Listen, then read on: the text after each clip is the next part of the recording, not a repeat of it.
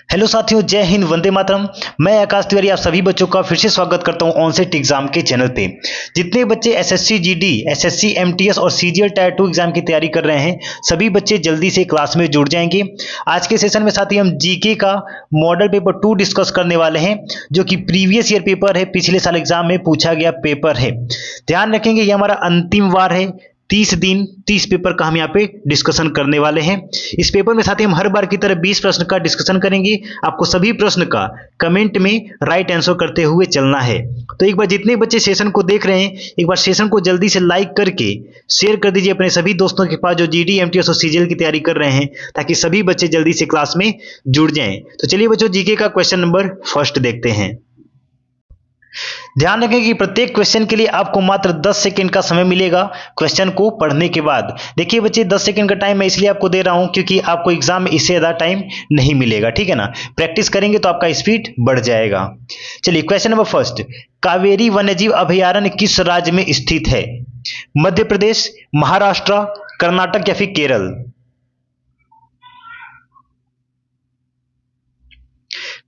कावेरी वन्यजीव अभयारण्य कहां पे स्थित है बच्चे? ऑप्शन नंबर सी हो जाएगा, कर्नाटक में है। और कावेरी वन्यजीव अभयारण्य की स्थापना कब हुई थी बच्चे? तो ध्यान रखेंगे, ये भी 1987 में हुई थी। कब हुई थी? 1987 में। और यह 1027 किलोमीटर वर्ग में फैला हुआ है। यह भी आपसे पूछा जा सकता है। कॉपी पेन लेके बैठेंगे और इसका नोट बनाते हुए चलेंगे। देखिए, रिवीजन नहीं करेंगे तो आपका पढ़ा लिखा वैसे ही रखा रह जाएगा।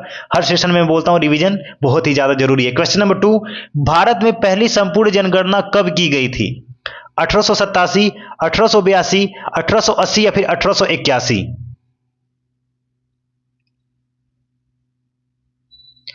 बच्चे, भारत में पहली संपूर्ण जनगणना कब की गई थी? ऑप्शन नंबर डी हो जाएगा, 1881 में की गई थी। लेकिन यह आजादी के पहले की गई थी। लेकिन अगर आपसे पूछे थे आजादी के बाद कब की गई थी, तो बच्चे आजादी के बाद पहली जनगणना कब की गई थी? याद रखेंगे, 1951 में की गई थी। कब की गई थी?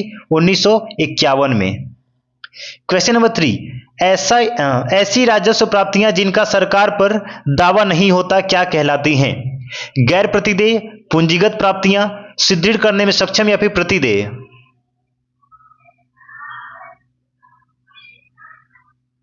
ऐसी राजस्व प्राप्तियां जिनका सरकार पर कोई दावा न हो, उसको क्या बोलते हैं बच्चे? ऑप्शन नंबर ए, गैर प्रतिदेय बोलते हैं। Question number 4, skill India mission की अभिशासन परिषद में अध्यक्षता किसके द्वारा किया जाता है? मुख्यमंत्री के द्वारा, प्रधानमंत्री, राष्ट्रपति या फिर गृह मंत्री द्वारा?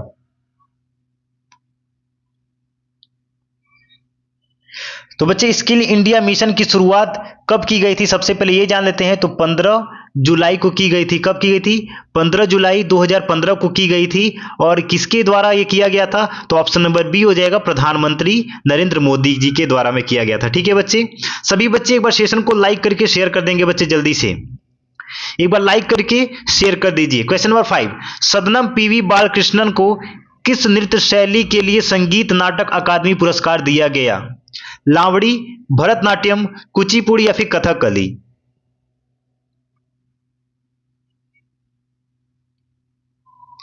तो बच्चे ऑप्शन नंबर डी हो जाएगा, कथकली के लिए इनको अवार्ड दिया गया। कौन सा अवार्ड? याद रखेंगे, संगीत नाटक अकादमी पुरस्कार। किसको दिया गया? पीवी बालकृष्णन को। किस नृत्य शैली के लिए? तो कथक के लिए। लावड़ी कहां का है बच्चे? लावड़ी कहां का नृत्य है? तो महाराष्ट्र का है। कहां का है? महाराष्ट्र का है। भरतनाट्यम कहां का है बच्चे? याद रखेंगे, तमिलनाडु का है। कहां का है? तमिलनाडु का है। और कुचिपुड़ी कहां का हो जाएगा? कुचिपुड़ी आपका आंध्र प्रदेश का हो जाएगा। कहां का हो जाएगा? आंध्र प्रदेश का हो जाएगा। नोट डाउन जरूर से करते रहेंगे बच्चे और रिवीजन करते रहेंगे। क्वेश्चन नंबर 6, महात्मा गांधी नई श्रृंखला के 50 रुपए के बैंक नोट का आधार रंग कैसा है? स्टोन ग्रे, चॉकलेट भूरा, फ्लोरोसेंट नीला या फिर लेवेंडर? ऑप्शन नंबर सी हो जाएगा, फ्लोरोसेंट नीला कलर है उसका।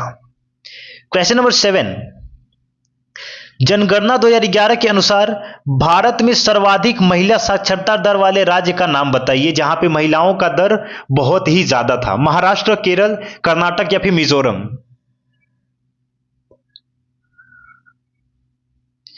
देखिए, जनगणना 2011 में महिला साक्षरता दर वाला राज्य, सबसे ज्यादा राज्य कौन सा हो जाएगा? ऑप्शन नंबर बी हो जाएगा केरल हो जाएगा। कौन सा हो जाएगा? केरल। यहाँ पे महिला का दर कितना था बच्चे? 94% था। कितना था? 94% था। चलिए 2000 जनगणना 2011 के अनुसार जुड़ी कुछ खास बातें हैं, यहाँ पे ध्यान रखेंगे, नोट कर लेंगे इसका। ठीक है, रुकिए थोड़ा और छोटा कर लेते हैं।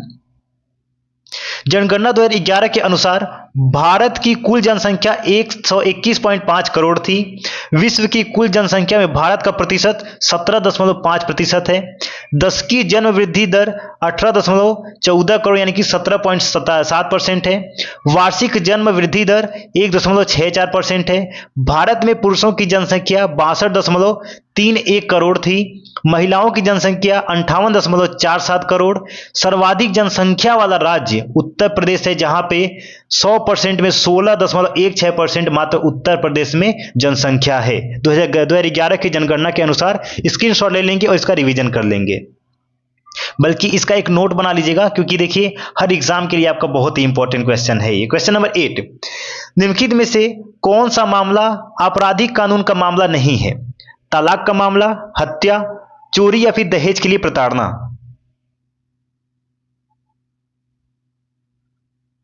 ऑप्शन नंबर ए हो जाएगा तलाक का मामला आपका कोई भी कानूनी मामला नहीं है।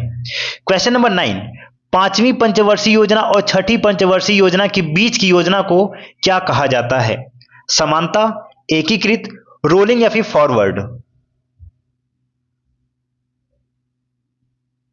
पांचवी पंचवर्षीय योजना और छठी पंचवर्षीय योजना के बीच की योजना को रोलिंग कहा जाता है। ऑप्शन नंबर सी, कई बार रिपीटेड एग्जाम में, ध्यान रखेंगे इसका। एक बार सभी बच्चे सेशन को लाइक कर दीजिए बच्चे, और चैनल को सब्सक्राइब कर लीजिए।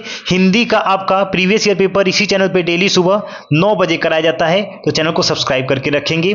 भारतीय संविधान का कौन सा अनुच्छेद प्राण और दैहिक स्वतंत्रता का संरक्षण से संबंधित है? अनुच्छेद 20, 21, 22 या फिर 19? अब देखिए अगर स्वतंत्रता की बात की जाए तो अनुच्छेद 19, 20, 21, 22 ये तीनों चारों आपके स्वतंत्रता के संविधान में लिखे गए हैं। लेकिन बच्चे प्राण और दैहिक स्वतंत्रता की बात की जाए तो ध्यान रखेंगे अनुच्छेद 21 में लिखा गया है। प्राण और दैहिक स्वतंत्रता के बारे में अनुच्छेद 21 में लिखा गया है। क्वेश्चन नंबर 11, निम्नलिखित में से कौन सा आंध्र प्रदेश का शास्त्रीय नृत्य है? कुचिपुड़ी, मणिपुरी, भरतनाट्यम फिर मोहिनी अट्टम?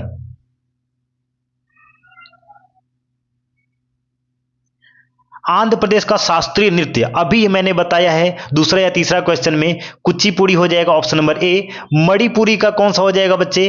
तो याद रखेंगे मणिपुर हो जाएगा। क्या हो जाएगा? मणिपुरी कहाँ का है? मणिपुर का हो जाएगा।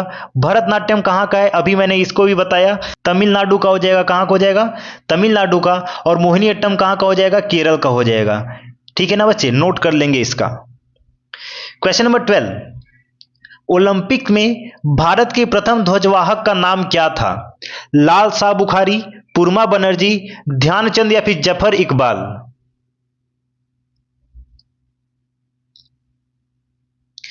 देखिए ओलंपिक में प्रथम ध्वजवाहक भारत का क्या नाम था बच्चे? ऑप्शन नंबर बी हो जाएगा, पुरमा बनर्जी नाम था। और किस सन में इन्होंने भारत का झंडा लहराया था? तो याद रखेंगे 1920 में। ठीक है ना, प्रथम की बात की रही है तो इसलिए 1920 आपका हो जाएगा। क्वेश्चन नंबर 13, वल्लभाचार्य किस संप्रदाय से संस्थापक हैं? अद्वैत, द्वैताद्वैत, शुद्धताद्वैत या फिर विशिष्टताद्वैत? ऑप्शन नंबर सी हो जाएगा वल्लभाचार्य। ऑप्शन नंबर सी शुद्धताद्वैत के संप्रदाय के संस्थापक हैं। क्वेश्चन नंबर 14, भारतीय सेना का निर्माण कब हुआ था? 1747, 1847, 1749 या फिर 1748?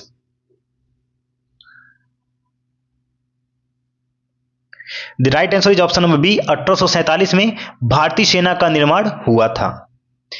क्वेश्चन नंबर 15, संवैधानिक सभा की स्थापना किसके द्वारा की गई थी? क्रिप्स प्रस्ताव, माउंटबेटन योजना, कैबिनेट मिशन योजना या फिर इनमें से कोई नहीं?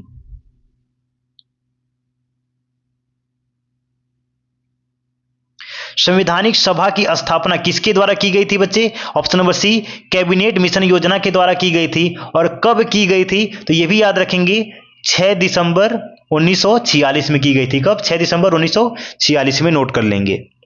क्वेश्चन नंबर 16, शारदा अधिनियम किससे संबंधित था? कई बार देखिए इस सेशन का, इस प्रश्न का हम लोग डिस्कस कर चुके हैं। इसका आंसर सभी बच्चे कमेंट में बताएंगे, और आंसर लिखने से पहले आप लोग लिखेंगे ये क्वेश्चन नंबर है, उसके बाद आंसर लिखेंगे। आप लोग ऐसे आंसर लिख देते हैं तो मैं वेरीफाई नहीं कर पाता हूं कि आपने किस क्वेश्चन का आंसर किया है। ठीक है ना बच्चे? शारदा अधिनियम किससे संबंधित है, कमेंट करके आप लोग बताएंगे। चलिए क्वेश्चन नंबर 17, अंतरिम सरकार में मुस्लिम लीग के सदस्य कितने शामिल थे? 4, 5, 9 या फिर 7?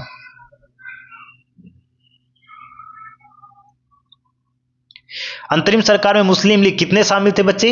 ऑप्शन नंबर सी हो जाएगा, 9 शामिल थे, 9 लोग शामिल थे। अंतरिम सरकार होता क्या है? तो याद रखेंगे, अंतरिम सरकार तब स्थापित की जा सकती है जब सरकार के मुखिया की अचानक मृत्यु हो जाती है। ठीक है ना बच्चे? तब अंतरिम सरकार स्थापित किया जा सकता है। क्वेश्चन नंबर 18, नीतिशक के लेखक कौन है?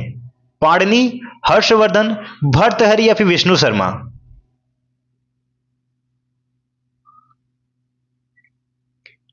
नीतिशक के लेखक कौन हो जाएंगे? ऑप्शन नंबर सी, भर्तृहरि हो जाएंगे। ऑप्शन नंबर सी हो जाएगा। क्वेश्चन नंबर 19, वृहत संहिता के लेखक कौन है? वाराहमिहिर, शूद्रक, पाणिनि या फिर इनमें से कोई नहीं?